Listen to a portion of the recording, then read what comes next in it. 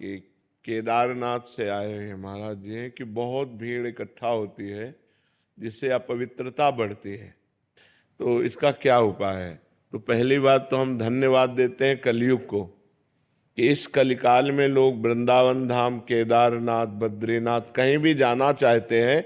ये बड़े सौभाग्य का विषय है, जाना चाहिए, क्योंकि भगवान के ये परम प्रिय मंगलमय स्थानों में जाने से हमारी अपवित्रता नष्ट होती है, हमारे हृदय में पवित्र ज्ञान होता है, भक्त और भगवान के प्रति श्रद्धा प्रकट होती। जाना चाहिए, पर कैसे जाना चाहिए, बात यह है। हमारे को भगवद यात्रा करने पहले दिमाग में ये बात ध्यान रखनी चाहिए, कोई भी संसारिकता जैसे पति पत्नी के संबंध है, गर्लफ्रेंड बॉयफ्रेंड, पिकनिक मनाना या इधर उधर इंद्रियों का दुलार करना, ये बात नहीं होगी, इससे घोर पाप की प्राप्ति होगी। जैसे आप यहाँ कोई संसार में पाप हो जाए और आप वृंदावन धाम आए, केदारनाथ गए, बद्रीनाथ गए, तो आपके पाप नष्ट हो जाएंगे, क्योंकि परम पवित्र स्थान में ऐसी क्षमता है। लेकिन वहाँ पाप कर लिए आप, तो अब त्रिभुवन में कहाँ जाओगे। जहां आपको निष्पाप होने का स्थान भगवान ने बनाया है, यहाँ जब तप करोगे, व्रत उपवास करोगे तो तुम्हारा मंगल होगा।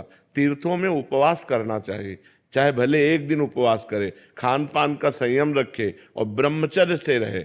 भले एक दिन रुको, 2 दिन रुको, लेकिन ब्रह्मचर्य से रुको। ये पिकनिक मनाने वाला माहौल कि चलो बड़े पहाड़ हैं, बड़ा दृश्य मनोरम है, हम चलकर अपनी काम भावनाओं को और विकास दें, ये विनाश का कार्य होगा, ये पवित्र कार्य नहीं होगा। पूर्व में गांव से जब कोई बद्रीनाथ केदारनाथ जाता था तो वो बोलता था, तुम क्या समझते हो हम केदारनाथ हुआ है क्या, झूठ बोलेंगे।